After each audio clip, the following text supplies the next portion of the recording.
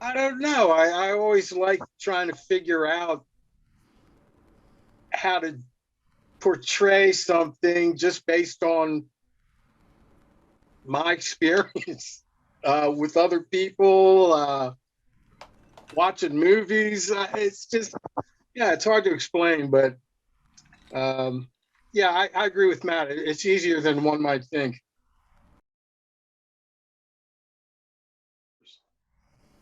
Oh, with the unfortunate fortune teller, without a doubt. That's my favorite one. So tell us about that. What makes it your favorite? Well, it's just she's just so over the top and winging it, and that's kind of how I live my life a lot of the times. I sort of just wing it, so I can identify. So Well, for me, it's I've got three different characters, and all three of them are absolutely insane, which I love. The fact that I get to play three absolutely insane characters for different reasons. The one of the shows that one of the plays that I'm doing is I get to play a raccoon, and this raccoon is very upset about being locked in a cage. So he's a lot of fun. I like him. He's definitely a lot of fun. And then of course there's Gary the extraterrestrial, and I'm not going to say any more other than Gary the extraterrestrial, and you can figure it out from there. Indeed. Mm. I'd say for me, my favorite character, at least the one who's got like the most energy, would be Sharon.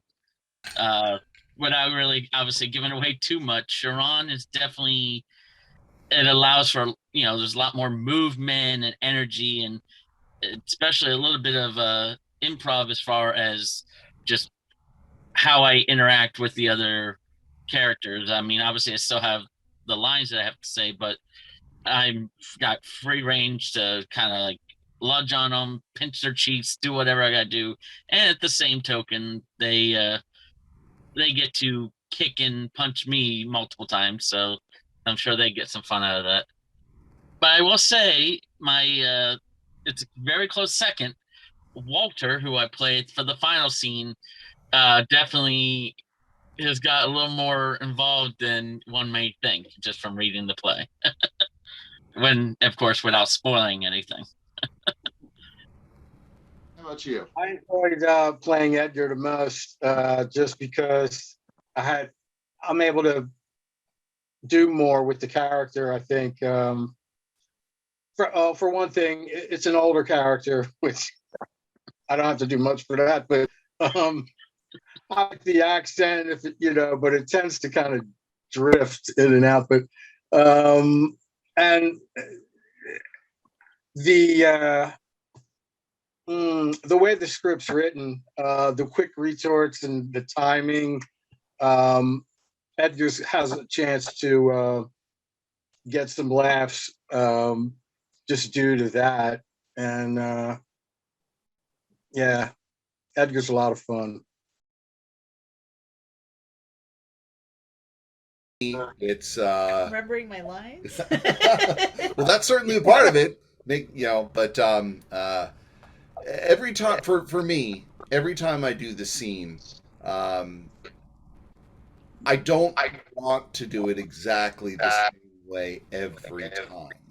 And sometimes this infuriates directors, but sometimes they like it. In order to explore the character, you have to do something different. One thing. It can be a drastic thing. It can be a minor thing. It can be, there's a little bit of improv involved with it sometimes. But doing something slightly different with a prop. Doing something slightly different with an inflection in the line. It brings something else to the character, and if you can do that, you can find an entirely different lane of comedy to explore. Um, you know, if you do the exact same line exactly the same way every single day, you as an actor will get bored. And if you're bored on stage, you can be darn sure that the the audience members are going to see that written on your face in giant neon letters. So it's important as an actor to keep it, keep it alive for yourself, and you just do that by changing it up just a tiniest little bit, and that way, you've got that little in joke for yourself. I did it this way tonight, and that keeps it alive for you, which keeps it alive for the audience. I was just saying that, Matt, you're so eloquent, but unfortunately, I don't talk good, but You don't have to talk good. I think Part of sometimes for me, the actor doesn't have to talk good. no, I'm just, yeah, for me, it's a major victory to nail the lines and put on the best performance I can. I think once I get in my head how I want to do a part, it pretty much will stay like that. But I like that idea of trying to do something different each time, but I don't always do it that way. So, It really can be but the thing. it's for me, being fresh is just having the lines down, knowing where I am in the script in case there's problems, and just trying to do my best in the performance. Well, like I said, that if the actor is bored, then the character is bored, and if you're keeping it fresh for yourself, then the audience will see that. Yeah. Wow. I think, at least, especially with the Sharon character, each time I've done the character, I feel like I'm able to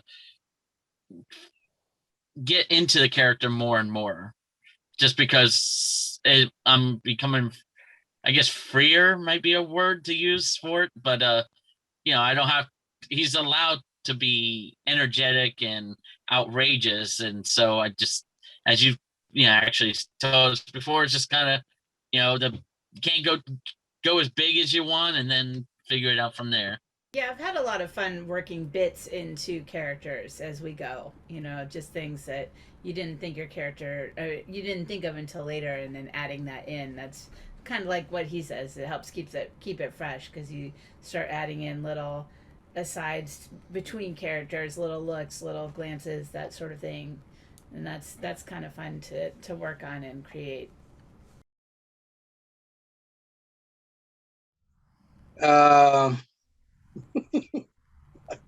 Insane, crazy, and entertaining.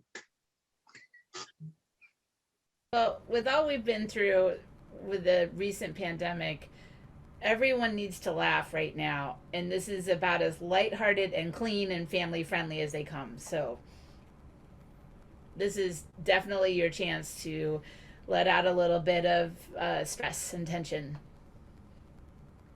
Absolutely. My wife said it best. I don't think I can. I don't think I could one up that one.